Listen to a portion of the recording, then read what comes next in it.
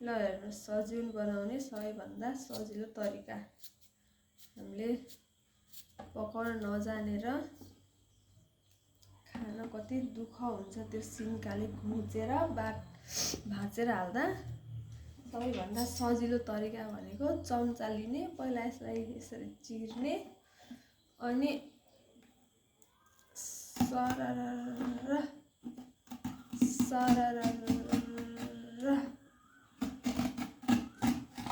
निकाल्ने। सबै यसको सबै भित्रको गुदी पनि आयो। छ्याक्क केही पनि छैन। यो डन्ठालाई अनि यता निकाल्नु। यसलाई त भ्याम। ल हेर्नु, यो गरेर यसलाई सिटी लगाएर पकाएपछि नभए कराईमा भुट्दा पनि मिठो हुन्छ।